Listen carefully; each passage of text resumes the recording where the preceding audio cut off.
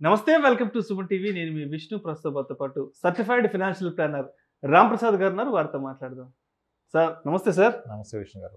రామ్ ప్రసాద్ గారు, ఈ మధ్య ఒక కాన్సెప్ట్ గురించి విన్నాను. Asset rich, cash poor. ఏంటి అసెట్ రిచ్ అవ్వడం ఏంటి, క్యాష్ పూర్ అవ్వడం ఏంటి అసలు? అసెట్ రిచ్ క్యాష్ పూర్ అనేది ఒక దీర్ఘకాలిక వ్యాధి. దీర్ఘకాలిక వ్యాధి ఫినాన్స్లో.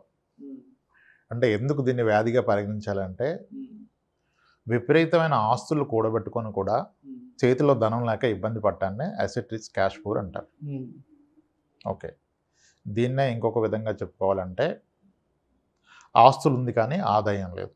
ఆస్తులు ఉంటాయి కానీ ఆదాయం జనరేట్ చేయలేదు, ఇన్కమ్ ఉండదు. ఓకే, తెలుగులో మనకు కూడా చెప్తారు, ఆస్తిపరుడు ధనవంతుడు, ఈ రెండింటికి మధ్య చాలా వ్యత్యాసం ఉంది. ఎవడు హ్యాపీగా ఉంటాడు? ఆస్తి ఉన్నోడు హ్యాపీగా ఉంటాడా, ధనం ఉన్నోడు హ్యాపీగా ఉంటాడా? చేతుల్లో ధనం ఉండాలి. ధనం ఉంటే హ్యాపీగా. Power is in cash. Cash ఉన్నోడే పవర్. ఎందుకంటే ఆస్తిని మధ్య మధ్యలో కొరుక్కొని తిన్నాం, కట్ చేసుకుని తిన్నాం కదా. సో ధనం ఉన్నవాడు ధనవంతుడు, ఆస్తి ఉన్నవాడు ఆస్తిపరుడు. ఎంత ఆస్తి ఉన్నప్పటికీ ధనం లేకపోతే వాడు దరిద్రుడే. ఎందుకంటే చెప్పుకోవడానికి నాకు కొన్ని కోట్ల ఆస్తుందని చెప్పుకుంటారు. అవకాశం దొరికిన ప్రతిసారి చెప్పుకుంటారు, మా తాతగారు ఇచ్చింది 10 కోట్లు ఉంది, మాకు ఇక్కడ ఈ అసెట్ ఉంది, అక్కడ ల్యాండ్ ఉంది, మెయిన్ రోడ్డు మీద ఉంది, అది ఉంది, ఇది ఉంది. కానీ ఒక 4,000 5,000 అప్పేవారు అంటే అవతల వ్యక్తి ఏమనుకుంటాడు? ఎందుకంటే ఇతని ఆస్తి వలన ఎవరికి వచ్చే ఉపయోగం ఏమీ లేదు కదా. ఇంత ఆస్తుండి కూడా అప్పడిగితే అంతే కదా. ఆయన గురించి ఎదుటి వ్యక్తి ఏమనుకుంటాడు? ఎందుకంటే మీ ఆస్తి వలన ఎదుటి వ్యక్తికి వచ్చేది ఏం లేదు, మీ దగ్గర డబ్బులు ఉంటే ఎదుటి వ్యక్తికి ఉపయోగం. ఓకే, ఈ కాన్సెప్ట్ ఎందుకు అసెట్ రిచ్ క్యాష్ పూర్ అన్నారంటే, many people are struggling with this challenge. ఆస్తులు ఎంతవరకు కూడబెట్టినప్పటికీ ఆదాయం లేక ఇబ్బంది పడుతూ ఉంటారు. మన అవసరాలు తీర్చలేని ఆస్తులు మనకెందుకు? మన అవసరాలు తీర్చలేని ఆస్తులు ఉన్న అవసరానికి ఆదుకోలేవు. ఇప్పుడు కొన్ని ప్రొఫెషన్స్ ఉన్నాయి, కొన్ని ప్రొఫెషనల్స్ ఎవరైతే రెగ్యులర్ ప్రాక్టీస్లో ఉంటారో వాళ్ళకి మెజారిటీ ఆఫ్ ది ఫీజ్ కానీ ఇన్కమ్ కానీ క్యాష్ రూపంలో వస్తుంది. ఓకే, అప్పుడు ఆ క్యాష్ని కంఫర్టబుల్గా క్యాష్ని ఎక్కడ ఇన్వెస్ట్ చేయాలో అక్కడ ఇన్వెస్ట్ చేస్తూ పోతారు. వాళ్ళకి ఎప్పుడైతే జీవితంలో పిల్లల హైయర్ ఎడ్యుకేషన్ నిమిత్తం ఒక పెద్ద అమౌంట్ అవసరం పడుతుంది, కానీ ఆ ఇన్స్టిట్యూట్ అతనేమో అది వైట్లో తీసుకుంటారు, హార్డ్ క్యాష్ తీసుకోరు. మరి అప్పుడు చెప్పుకోవటానికి ఎంత ఆస్తులు కూడబెట్టినా, చేతిలో డబ్బులు కరెన్సీ నోట్లు ఉన్నా మీరు దాన్ని ఉపయోగించుకోలేరు కదా. అప్పుడు స్ట్రగుల్ అవుతారు. ఓకే, అప్పుడు అంటే ఇప్పుడు ఆస్తులు కూడబెట్టారు. కొన్ని ప్రొఫెషన్స్ ఉంటాయి, కొన్ని ప్రొఫెషన్స్ రెగ్యులర్గా ప్రాక్టీస్ చేస్తారు. వాళ్ళదేం బ్లాక్ మనీ కాదు, కానీ అన్అకౌంటెడ్ మనీ. రెగ్యులర్గా మనీ వస్తుంది, ఇచ్చే ప్రతి ఒక్కళ్ళు క్యాష్ రూపంలో ఇస్తే, ఎవరు వచ్చిన క్యాష్ విపరీతంగా రోజుకు ఒక 10,000 ఆదాయం ఉన్న వ్యక్తి ప్రాక్టీస్ ద్వారా దాన్ని తీసుకెళ్ళి బ్యాంక్లో డిపాజిట్ చేయరుగా. చేస్తే ఇన్కమ్ ట్యాక్స్ 30% కట్టడం ఎవరికి మనస్ఫూర్తిగా ఇష్టం ఉంటుంది. అందుకని దాన్ని నెమ్మదిగా ఆ క్యాష్ని క్యాష్ రూపంలో ఎక్కడ ఇన్వెస్ట్ చేయగలరో అక్కడ ఇన్వెస్ట్ చేస్తారు. భారీ క్యాష్ ఇన్వెస్ట్ చేయాలంటే ఉన్న ఒకే ఒక మార్గం ఏంటి? Real estate. రియల్ ఎస్టేట్లో కూడా అన్ని రియల్ ఎస్టేట్లు మీరు క్యాష్ తీసుకోరు. ఇప్పుడు మీరు ఒక ఇల్లు కొనాలి, ఒక కమర్షియల్ ఫ్లాట్ కొనాలి, ఒక 2 డబుల్ బెడ్రూమ్ ఫ్లాట్ కొనాలి అంటే గవర్నమెంట్ వాల్యూ వరకు మీరు ట్రాన్సాక్షన్ రికార్డ్ అయిపోతుంది, పాన్ లింక్ చేస్తారు. అందుకనే ప్రిఫరబుల్లీ ఈ గవర్నమెంట్ వాల్యూ కట్టాల్సిన అవసరం కూడా లేకుండా ల్యాండ్స్ కొంటారు. ల్యాండ్ అనేది మంచి అసెటే, అప్రిషియేషన్ బాగుంటుంది, మంచి ఇన్వెస్ట్మెంట్. కానీ పూర్తిగా మీకున్న మొత్తాన్ని మీరు దాంట్లోనే పెట్టినట్లయితే మీ అవసరానికి అది లిక్విడేట్ చేయలేరు కదా. చేసిన పక్షంలో మీకు వచ్చేది కూడా క్యాషే వస్తుంది. వైట్ ట్రాన్సాక్షన్ ఎవరు తీసుకుంటారు? అవసరానికి అమ్ముకోలేము, అమ్ముకున్నా మీకు వైట్ క్యాష్ అనేది రాకపోవచ్చు. ఇప్పుడు కొన్ని ప్రొఫెషన్స్ లైక్ డాక్టర్స్ ఒక 30 ఏళ్ళగా 40 ఏళ్ళగా ప్రాక్టీస్ చేస్తున్నారు, 25 ఏళ్ళగా ప్రాక్టీస్ చేస్తున్నారు, అద్భుతమైన ఇన్కమ్ ఉంది, చాలా కష్టపడతారు రోజంతా. ఆబ్వియస్గా ఆస్తులు కూడా పెట్టారు. కానీ ఇప్పుడు వాళ్ళ పిల్లల్ని మెడిసిన్ జాయిన్ చేయాలి మేనేజ్మెంట్ కోటాలో అంటే, లేదా మెడిసిన్ అయిపోయింది పీజీ ఎండీ జాయిన్ చేయాలి అంటే ఫీజులు 4-5 కోట్ల రూపాయలు ఉంది ఎండీకి.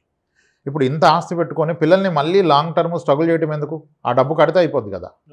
కానీ 40 కోట్లు ఆస్తి ఉన్న వ్యక్తి కూడా 4 కోట్లు వైట్ అమౌంట్ లేదు అండ్ రాదు కూడా. ఇప్పుడు 10 కోట్ల ప్రాపర్టీ అమ్మితే 10 కోట్లు వైట్ ట్రాన్సాక్షన్ చేసి కొనగలిగే సత్తు ఉన్న వాళ్ళు ఎంతమంది ఉన్నారు స్టేట్లో? సో కాబట్టి అసెట్స్ కూడబెట్టుకోండి, కానీ లిక్విడిటీని కూడా దృష్టిలో పెట్టుకోండి. ఒక అసెట్ ఉంటే ఇంకొక ఎగ్జాంపుల్ చెప్తాను. ఈ మధ్య ఒక క్లయింట్ వచ్చారు.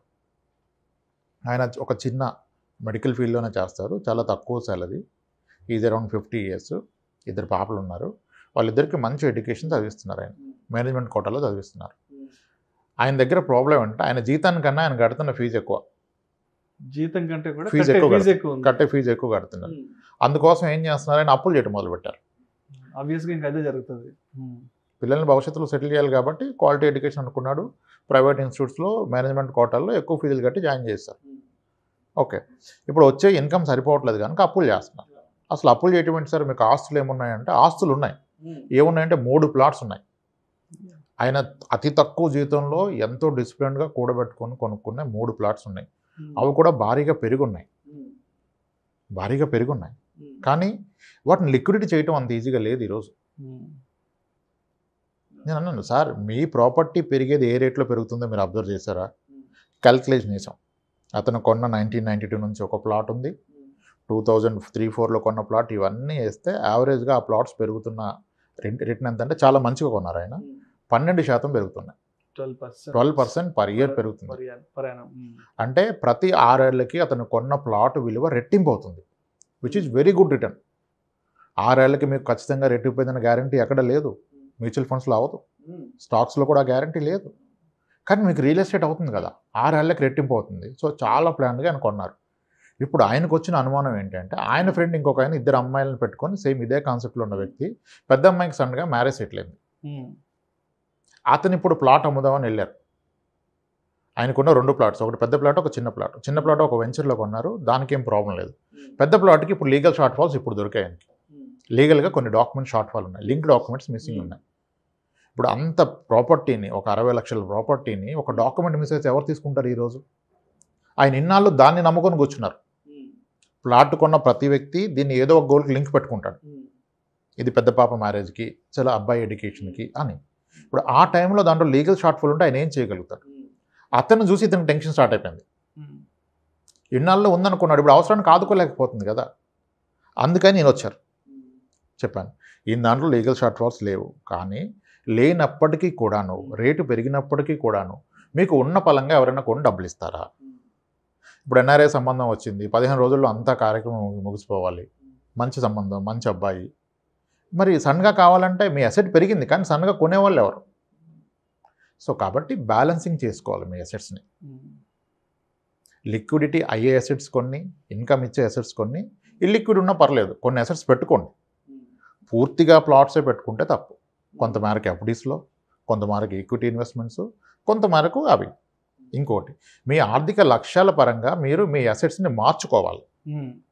అది మ్యూచువల్ ఫండ్ అయినా, రియల్ ఎస్టేట్ అయినా, మీకు ఇప్పుడు మ్యూచువల్ ఫండ్ అయితేనేమో మీకు అవసరం, ఈక్విటీ ఇన్వెస్ట్మెంట్ అయితే మీకు అవసరం పడే నాటికి మార్కెట్ ఎలా ఉంటుందో మీరు ప్రెడిక్ట్ చేయలేరు.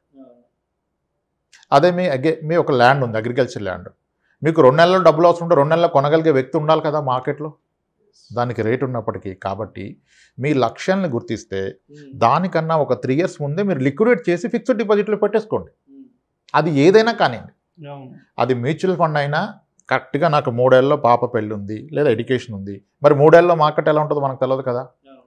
ఒక 3 ఏళ్ళ ముందుగానే దాన్ని లిక్విడేట్ చేసి దాన్ని అమ్మేసి ఆ డబ్బుని గ్యారంటీ సెక్యూర్డ్ ఏది, బ్యాంక్ ఎఫ్డీలో పెట్టుకోవాలి. లేకపోతే సడన్గా మీకు రిక్వైర్మెంట్ వస్తే అది మీకు అందుబాటులోకి రాదు.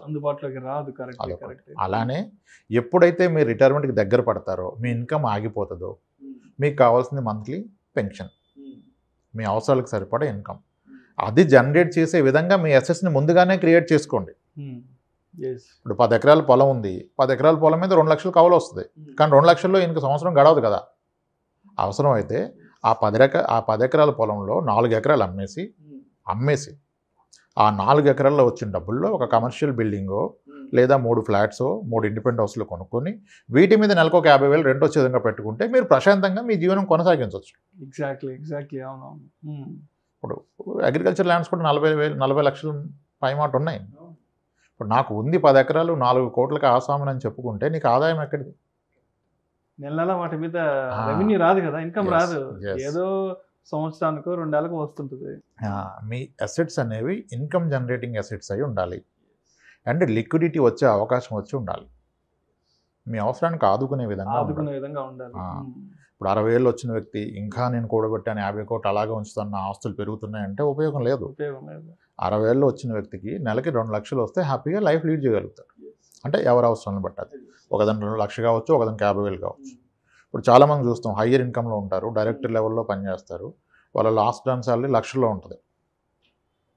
రిటైర్మెంట్ తర్వాత కూడా నెలకి 1 లక్ష రూపాయలు ఖర్చు ఉంటుంది. డ్రైవర్ అవసరం, కార్ అవసరం, ఇంకా ఫ్రెండ్స్ని ఎక్కువగా కలుస్తారు, వాళ్ళు చాలా ఎక్కువగా ఎంజాయ్ చేస్తారు. అప్పుడు ఖర్చులు ఏం తగ్గవు, పోస్ట్ రిటైర్మెంట్ ఖర్చులు ఏం తగ్గవు, పెరుగుతాయి. మరి అప్పుడు ఇన్కమ్ ఆగిపోయింది కదా, అక్కడ శాలరీ ఇన్కమ్, అది ఆగిపోయే నాటికి మీరు వేరే ఇన్కమ్ సోర్స్ క్రియేట్ చేసుకోవాలి. ఆస్తులను కూడబెట్టేసుకొని లిక్విడిటీ లేకుండా ఉంటే ఇబ్బంది. This is called asset rich cash flow. మీ అవసరానికి ఆదుకునే విధంగా ఉన్న ఆస్తులు మాత్రమే కూడబెట్టుకోండి.